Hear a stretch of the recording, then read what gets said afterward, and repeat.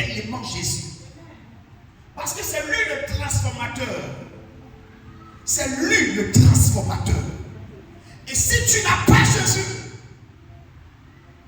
tu ne peux pas être transformé.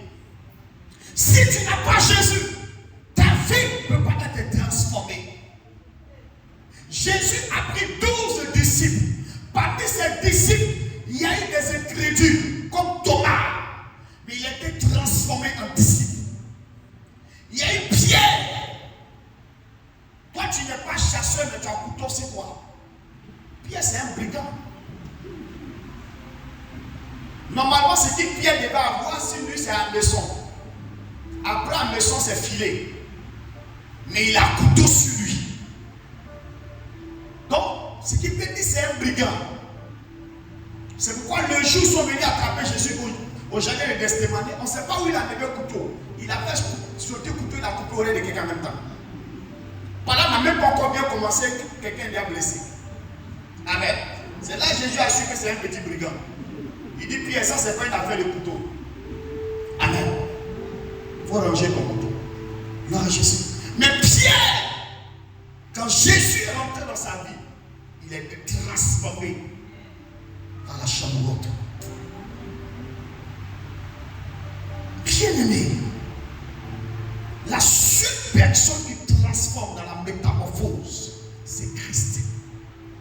Si Christ n'est pas dans ta vie à cette époque-là, il y a des choses que tu vas penser que c'est normal. Non, ce n'est pas normal.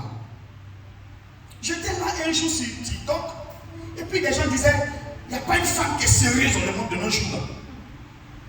Je dis à ma femme, il dit, tu les dis quand même. Ah, c'est le langage des païens. Parce que nous, dans notre langage, les femmes sont sérieuses. Mais si tu n'es pas transformé en Jésus, tu diras, ah, en tout cas c'est vrai, il n'y a pas de femmes sérieuses. Toutes les femmes en Djoma, tu as 2 couples, 4 couples, 5 couples. Non, ça c'est leur réalité. Parce qu'ils n'ont pas Jésus. Et c'est ce qu'ils vont vivre. Mais nous qui avons Jésus, nous sommes différents parce que nous sommes transformés. Le monde d'aujourd'hui ne nous influence pas. Alléluia. On dit tous les jeunes d'aujourd'hui maintenant, excusez-moi pour le terme, leur derrière est déjà ouvert. Et les gens disent c'est normal. Ah, ça c'est normal maintenant. Il n'y a pas un jeune, tous les jeunes chocos qu'on ouvert. Écoutez, dans la maison de Dieu, il y a des jeunes chocos. Et le derrière est bien fermé. Oui, c'est heureusement fermé. Non touché, sachez dessus. Et Dieu les bénit. Ils n'ont pas besoin de ça pour faire autre chose. Parce que leur vie est transformée. Avant que nous ne débutons déjà, même pour attraper le dimanche prochain, je vais te parler de la véritable transformation. C'est Jésus qui la donne. Mais il commence d'abord par ton caractère. C'est ton caractère qui doit connaître la transformation. Parce que celui qui n'est pas transformé par son caractère ne pourra pas gérer la bénédiction que Dieu lui donne.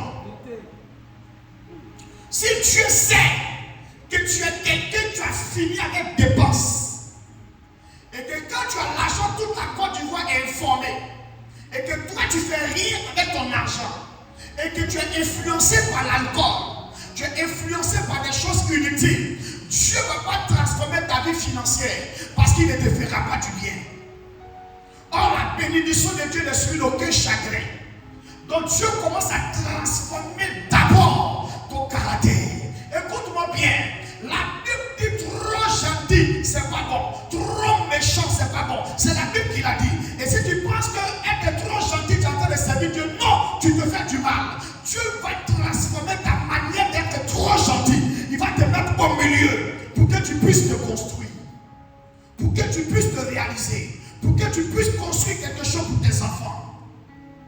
Comment tu peux chanter jusqu'à t'oublier toi-même? Quand te parle, tu dis, Dieu dit, aime ton projet comme toi-même. Mais pourquoi comme toi-même là tu ne crois pas? Ça veut dire, avant de faire couler, rassure-toi que toi tu as ça. Aime ton prochain comme toi-même. Mais pourquoi tu ne l'aimes pas?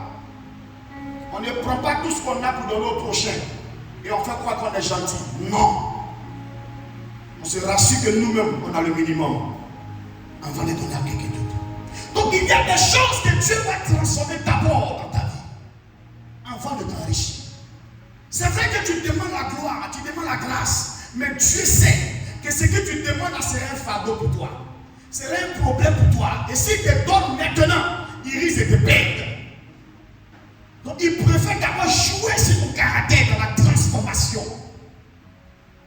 Tu es né dans une famille où cette famille-là, depuis ton grand-père jusqu'à ton père, jusqu'à tes frères, vous tous, ce qui vous intéresse, c'est chercher femme. Et tu n'es pas encore transformé, tu demandes la richesse. Attends, tu veux faire concurrence avec Salomon. Avec Salomon, tu veux faire concurrence. Non. Dieu sait qu'à notre époque-là, tu n'as pas besoin de plusieurs. Il va te transformer d'abord. Donc la première des choses que Dieu transforme dans la vie des chrétiens, c'est son caractère. Son caractère. Lorsque tu pries pour que Dieu te donne un mari, Dieu ne t'envoie pas en face de quelqu'un que tu vas maltraiter, tu vas insulter. Dieu transforme d'abord ton caractère. La première bénédiction que Dieu te donne, c'est ton caractère. Il change ça d'abord. Et toi, quand tu te regardes, tu dis, mais attends, j'ai changé. Attends, c'est moi, on parle et puis je ne parle pas quoi. Et puis tu te pèses comme ça. Attends, ici, mort ou bien. Tu n'es pas mort. C'est la transformation. Touche ton main, la transformation. La transformation. Donc Dieu commence d'abord à transformer ton caractère. Parce que une terre qui n'est pas préparée, qui reçoit une semence, elle tue la semence. Donc si Dieu te donne une bénédiction et qu'il ne t'a pas préparé la bénédiction, tu vas la tuer. Pour la bénédiction va devenir un moyen de destruction pour toi. Il y a des gens qui n'étaient pas encore prêts, qui ont été bénis et ils sont en train de faire du mal aux autres avec ce qu'ils ont. Maltraite les autres. Oh, Dieu a donné pour qu'ils puissent être une bénédiction.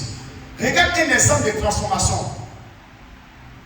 Joseph, ses frères l'ont vendu.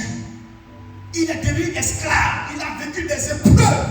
Mais quand Dieu l'a élevé, qu'est-ce qu'il a fait? Il a dit, allez-y me le chercher. Et quand ils sont venus, il s'est dévoilé. Il dit, c'est moi Joseph. Ils ont voulu fuir parce qu'ils lui ont fait du mal. Parce qu'ils ont voulu le tuer. Et c'est comme s'il avait déjà tué. Parce qu'eux-mêmes ne pensaient plus qu'il vivait encore. Mais qu'est-ce qu'il a dit? Il dit, Dieu est passé par vous, afin que du mal le bien sorte. Et la Bible dit, il donna des terres à ses frères. C'est quelqu'un qui a été transformé. Un chrétien qui est rancunier, Dieu ne peut pas le bénir. Il n'a pas encore été transformé. La transformation, c'est ton caractère, ton comportement avant la bénédiction. Ton mental avant la bénédiction. Ta pensée. Qu'est-ce que tu désires? Quelles sont tes pensées? C'est ça que Dieu transforme. Dieu n'a qu'à me bénir, je vais me montrer quelque chose à l'attente. Dieu te donne pas. Tu vis avec un monsieur, il parle sur toi, il fait des choses. Tout ce que tu fais, tu avales. Et quand tu es là, Dieu n'a qu'à faire avant mon travail sur toi. On va se connaître dans ce foyer-là. C'est parce qu'il n'y a pas d'argent qui me parle comme ça. Non, tu n'auras jamais l'argent, il va toujours te dominer. Il va toujours te dominer. Mais quand tu es chrétien et qu'il parle comme ça, tu dis, Seigneur, bénis-moi. En fait, que je montre à mon mari comment on fait avec l'argent.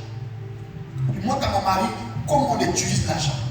Et que quand Dieu te bénit, tu prends ton mari, tu dis, bébé, on va sortir. Parce que c'est de ça que tu devrais. Tu ne devais pas sortir. Donc quand tu as ça, ne cache pas. Montre-lui ce qu'on fait avec. Chérie, on va sortir. Il dit, on va sortir ça. Il dit, on va assis. On va faire 2 jours là-bas, j'ai pris une chambre d'hôtel.